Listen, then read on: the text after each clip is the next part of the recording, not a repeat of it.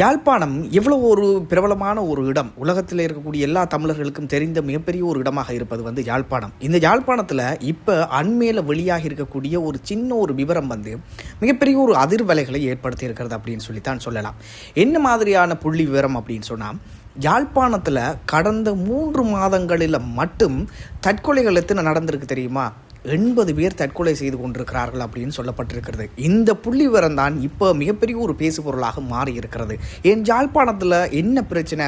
3 மாதத்தில் 80 பேர் தற்கொலை செய்து கொள்கிற அளவுக்கு அந்தளவுக்கு என்ன மாதிரியான பிரச்சனைகள் இருக்குது அப்படின்னு சொல்லி மிகப்பெரிய ஒரு ஆய்வு, மிகப்பெரிய ஒரு கூட்டங்கள் இப்போ வரை நடந்து கொண்டு தான் இருக்குது. அண்மையில் கூட ஆளுநர் செயலகத்தில் ஒரு கூட்டம் ஒன்று நடைபெற்றது. அந்த கூட்டத்தில் தான் வந்து இந்த விவரங்கள் வெளியாகி இருக்கிறது.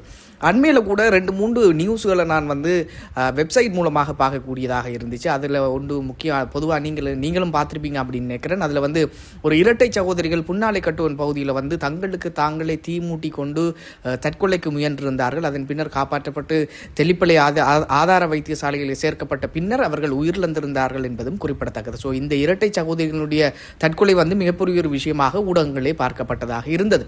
அதன் பின்னர் இன்னும் ஒரு தற்கொலை சம்பந்தமான ஒரு நியூஸ் பார்த்தன் வந்து கோண்டாவில் ஒரு பெடியன் வந்து 27 வயசு பெடியன் 4 தடவை தூக்கிட்டு தற்கொலை செய்து கொள்றதுக்கு முயற்சித்திருக்கிறார். ஆனாலும் அதுக்கு பிறகு அவங்களுடைய உறவினர்களால் காப்பாற்றப்பட்டிருக்கிறாரு.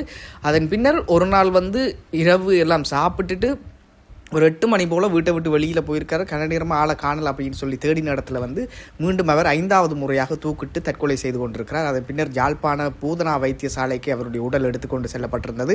அதன் பின்னர் அவர் உயிரிழந்து விட்டார் அப்படின்னு சொல்லி அறிவிக்கப்பட்டிருந்ததாக அந்த நியூஸில் பார்க்கக்கூடிய மாதிரி இருந்துச்சு. ஸோ இந்த மாதிரி 2-3 நியூஸ்களை கொஞ்ச காலமாக நான் பார்த்து கொண்டு தான் இருந்தேன். ஆனாலும் இப்படி இந்தளவுக்கு மிகப்பெரிய ஒரு எண்ணிக்கையில் வந்து நிற்கும் அப்படின்னு சொல்லி நான் எதிர்பார்க்கல.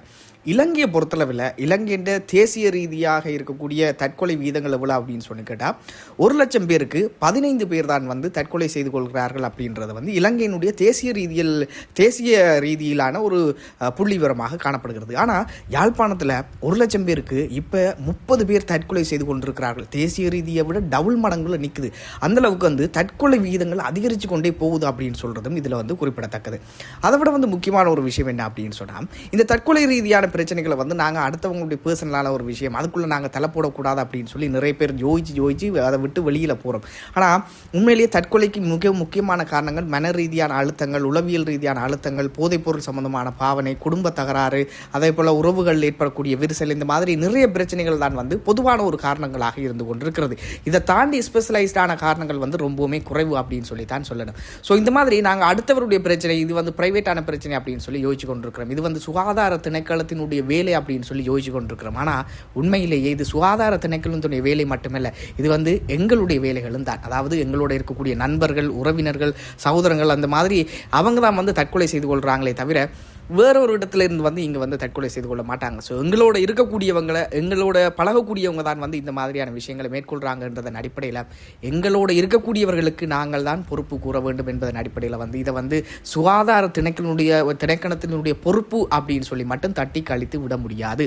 ஸோ அதன் அடிப்படையில் உங்களோட இருக்கிறவங்களை நீங்களும் பாதுகாக்கணும். உங்களோட இருக்கிறவங்க யாராவது சோகமாக இருக்காங்களா, பிரச்சனையாக இருக்காங்களா அப்படின்னு சொல்லி சும்மா முகத்தை பார்க்கவே இல்லை, அவங்களோட 2 தடவை கதைக்கவே அவங்களுக்கு விளங்கும். ஸோ அதன் அடிப்படையில் அப்படியான விஷயங்களை யாராவது முயற்சி செய்கிறாங்க, இல்லை சோகமாக இருக்காங்க அப்படின்னு சொன்னால் சும்மா போய் கதைச்சிங்க அப்படின்னு சொன்னாலே ஒரு இப்போ 3 மாதத்தில் ஒரு 80 தற்கொலைகள் இடம்பெற்றிருக்கு அப்படின்றதன் அடிப்படையில் ஒரு 5 பேரை சரி எங்களால் காப்பாற்ற முடியாதா, அந்த மாதிரியான விஷயங்களையும் செய்து கொள்ள முடியும். இதனால தான் வந்து யாழ்ப்பாணத்தில் வந்து ஒரு தொலைபேசி இலக்கம் இருக்குது. வடமாகாண சுகாதார திணைக்களத்தால் வந்து இந்த தொலைபேசி இலக்கம் இயக்கப்படுகிறது. அதாவது உளவியல் ரீதியான ஆலோசனைகள் தேவைப்படுபவர்களுக்காக இந்த தொலைபேசி இலக்கம் இயங்குகிறது. அதாவது 24 மணி நேரமும் இந்த தொலைபேசி இலக்கம் இயங்கும் அப்படின்றது குறிப்பிடத்தக்கது. என்ன தொலைபேசி இலக்கம் அப்படின்னு சொன்னால் கீழே தெரிகிற மாதிரி 021-222-6666 என்பதுதான் இந்த தொலைபேசி இலக்கம். ஸோ உங்களுக்கு உளவியல் ரீதியான ஆலோசனைகள் தேவைப்படுகிறது அப்படின்னு சொல்லி நீங்கள் மனசுக்கு யோசிச்சிங்க அப்படின்னு சொன்னாலோ, இல்லை யாருக்காவது வேணும் அப்படின்னு சொல்லி யோசிச்சிங்க அப்படின்னு சொன்னாலும் இந்த நம்பரை கொடுத்து விட்டீங்க அப்படின்னு சொன்னால் நீங்கள் 24 மணி நேரம் எடுத்து உங்களோட பிரச்சனைகளை சொன்னீங்க அப்படின்னு சொன்னால் அதுக்கேற்ற மாதிரியான சரியான ஆலோசனைகளையும் வழிகாட்டுதல்களையும் அவங்க உங்களுக்கு வழங்குவாங்க. மீண்டும் அந்த தொலைபேசி இலக்கம் 021-222-6666 என்பதுதான் அந்த தொலைபேசி இலக்கம். ஸோ வாழ்க்கை அப்படின்னு சொல்கிறது மிகப்பெரிய ஒரு பாதை அப்படின்னு சொல்லி தான் சொல்லணும். ஸோ தற்கொலை அப்படின்றது அதுக்கு ஒரு முடிவாகாது. எல்லாத்துக்குமே ஒரு ஒரு ஒரு முற்றுப்புள்ளி ஒன்று இருக்குது. ஸோ இது இது இந்த இடத்துல முடியாது அப்படின்னு சொல்லியெல்லாம் யோசிச்சு கொள்ளாதீங்க. வாழ்க்கை அப்படின்றது வாழ்வதற்காக எங்களுக்கு தரப்பட்ட மிகப்பெரிய ஒரு சந்தர்ப்பமாக எடுத்துக்கொள்ளுங்க. ஸோ உங்களுக்கு யாருக்காவது ஆலோசனைகள் தேவைப்பட்டுச்சு, உளவியல் ரீதியான ஆலோசனைகள் தேவைப்பட்டுச்சு அப்படின்னு சொன்னால் கட்டாயம் இந்த தொலைபேசி இலக்கத்தோட தொடர்பு கொள்ளுங்க. அதே மாதிரி நான் ஆரம்பத்திலேயே சொன்ன மாதிரி இது வந்து அடுத்தவன் பிரச்சனை, இது அவன் பர்சனலான பிரச்சனை அப்படின்னு சொல்லி தட்டி கழிக்காதீங்க. உங்களோட இருப்பவர்களை நீங்கள் தான் பார்த்து கொள்ளணும். ஸோ உங்களோட பழகிறவங்க பேசுகிறவங்க எல்லாரையும் பார்த்து கொள்ளுங்க. சரியான முறையில் பார்த்து கொண்டீங்கன்னா இந்த எண்ணிக்கையை கொஞ்சம் எதிர்காலத்தில் வந்து இன்னும் கொஞ்சம் கொஞ்சமாக குறைத்து கொண்டு செல்லலாம் அப்படின்றதும் குறிப்பிடத்தக்கது.